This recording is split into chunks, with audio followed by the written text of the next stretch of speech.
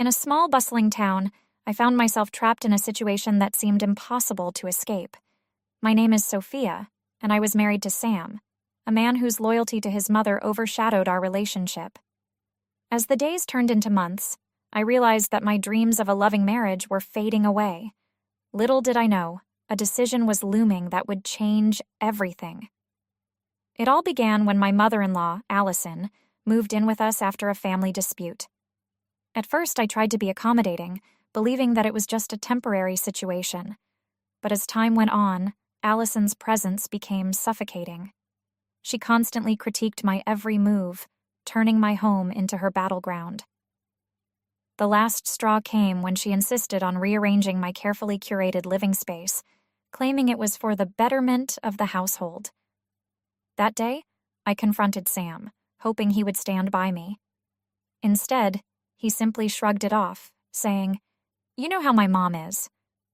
That simple sentence sent shivers down my spine. I felt isolated, as if I were fighting a battle without any allies.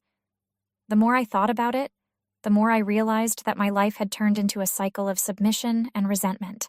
I could no longer tolerate this existence. One evening, after a particularly exhausting day at work, I sat alone in the living room, contemplating my life choices. I grabbed my phone and called my best friend, Carol. As we chatted, she could sense my frustration. "You deserve to be happy, Sophia," she reminded me gently. Those words echoed in my mind, igniting a spark of determination. That night, I decided it was time to take control of my life. The following morning, I drafted divorce papers. The decision to end my marriage was gut-wrenching, but I knew it was necessary. After all, I wanted to reclaim my identity and break free from the oppressive grip of my mother-in-law. I reached out to Carol, asking her to be a witness, and she gladly agreed. With each step I took, I felt a weight lift from my shoulders. Allison volunteered to be a witness on the divorce papers, and I asked Carol to be the other. After that, we immediately submitted the divorce papers. The act of filing felt surreal, like a dream I couldn't quite believe. I kept reminding myself that this was the first step toward freedom.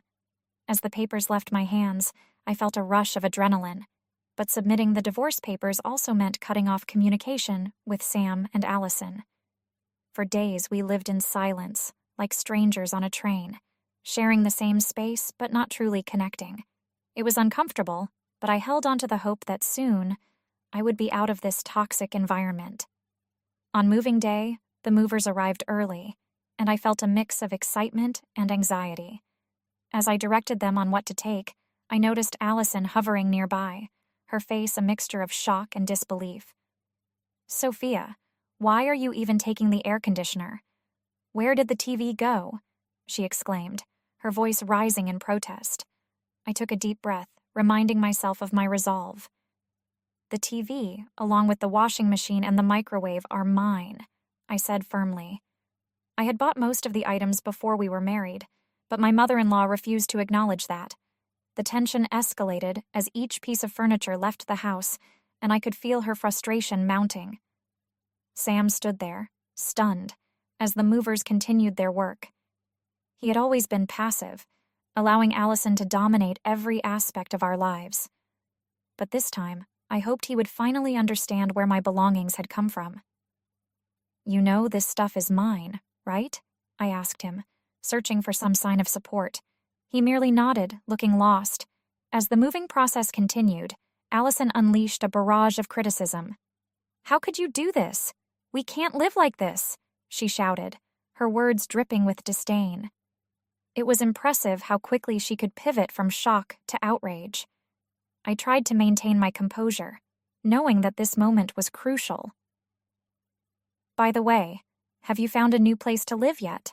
I asked Allison, feigning casualness. The question caught her off guard. "What do you mean?" she replied, her brow furrowing in confusion. "This house is company housing provided by my employer." "What? Company housing?" Allison's voice cracked, her shock evident. I relished the moment, feeling a rush of satisfaction. "That's right. When I move out, you and Sam will no longer be able to stay here." With that revelation, I turned and left, a triumphant smile on my face. As I stepped outside, I could still hear Allison's stunned silence behind me. I had taken back control of my life, and it felt exhilarating. My new home was a single-person company apartment, and it felt like a fresh start. I could finally breathe without the suffocating weight of their expectations. Settling into my new space brought me joy. No longer did I have to navigate the turmoil of family conflicts. My morning commute was shorter, and for the first time in years, I could cook whatever I wanted without judgment. It was liberating to live alone, and I reveled in my newfound independence. One evening, as I enjoyed a glass of wine, my phone rang. I was surprised to see it was Sam. I hesitated, but decided to answer, curiosity getting the better of me. "Sophia, I was wrong. Please come back," he pleaded as soon as I picked up. "Why should I?" I replied, feeling a mix of amusement and annoyance. "You told me to leave." I couldn't help but laugh at his desperation. "You should know it's too late now. We're divorced." His voice cracked as he continued. "I got a call from the HR department at your company. They said we can continue living in the house."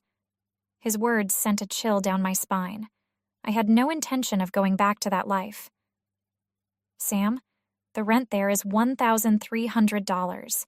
You know that," I reminded him, trying to maintain my resolve. "You and your mom didn't plan for this, did you?"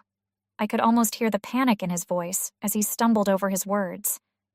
"I got manipulated by my mom," he confessed, a hint of defeat in his tone.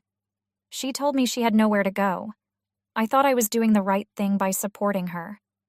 It was shocking to hear him admit that, but it only reinforced my decision to leave. "Sam, you should have known this long ago. I can't come back." As our conversation continued, it became clear to me that he still hadn't realized the extent of the damage caused by his mother's manipulation. "It's tough to manage the rent and take care of my mother," he admitted, sounding increasingly desperate. "Please, won't you reconsider?" "Goodbye, Sam," I said firmly, cutting him off. I hung up, my heart racing. I had broken free from that world, and I wasn't about to let him drag me back into it. Cracking open another beer, I reveled in my freedom. The following morning, I rushed to work, my excitement overshadowed by the panic of nearly oversleeping. I slid into the office just before starting time, my heart still racing. As I settled in, I checked my smartphone and my stomach sank. There were countless messages from Sam pleading for my attention. I ignored them, focusing instead on a new email notification. It was from Carol. "Are you enjoying living alone?" she asked. "Thanks to you, our family has also successfully moved." I smiled, relieved to hear that she and her family were thriving. Months passed, and life began to fall into place. I had finally begun to move forward, distancing myself from the chaos that had once consumed me. I recalled how I had suggested that Sam's older brother and his wife move to avoid the inevitable fallout. With Sam and Allison in disarray, I knew it was only a matter of time before their plans crumbled. As predicted, a few months later, I learned that Sam and Allison had to move out of the company housing. They couldn't afford the rent, and it was a bitter pill for them to swallow. I felt a strange mix of pity and satisfaction. They had tried to manipulate me for far too long, and now the tables had turned. I couldn't help but feel a sense of justice in their downfall. After they moved to a less desirable neighborhood, I imagined Allison's outrage as she faced the reality of their situation. She had always believed that her son would provide for her, but now that dream had been shattered. Sam continued to reach out, asking for help. "Sophia, please," he would text, but I was done being his emotional crutch. I changed my phone number, determined to leave that chapter of my life behind. Life as a single woman was refreshing. I was no longer bogged down by the expectations of others. I reveled in my newfound freedom, savoring every moment. Each day felt like an opportunity to explore the world on my terms. I discovered new hobbies, made friends, and even traveled to places I had only dreamed of visiting. I was finally living for myself, unencumbered by the burdens of my past. The empowerment I felt was intoxicating, and I couldn't believe I had allowed myself to be held back for so long. One day, while volunteering at a local shelter, I met a man named David. He had a warm smile and an infectious laugh that instantly put me at ease. Our conversations flowed effortlessly, and I found myself sharing stories about my journey to independence. He listened intently, and for the first time in a long while, I felt seen. As our friendship blossomed, I realized that David was everything I had been missing. He respected my boundaries and encouraged my growth. Slowly, I began to let my guard down, allowing myself to imagine a future filled with love and happiness.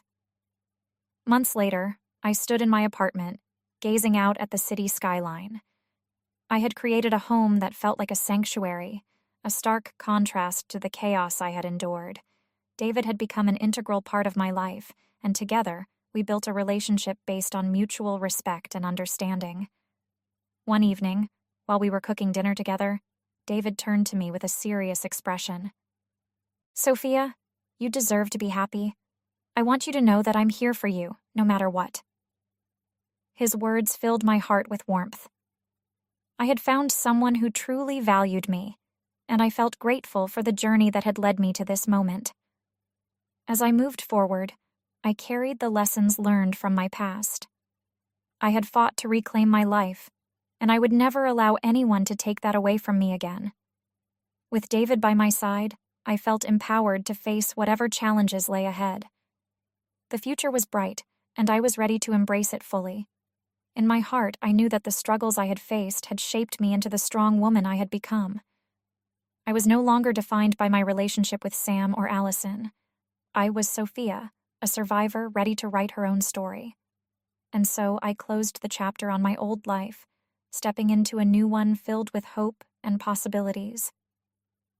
With each new day, I celebrated the freedom I had fought so hard to achieve, cherishing the knowledge that I had the strength to create my own destiny.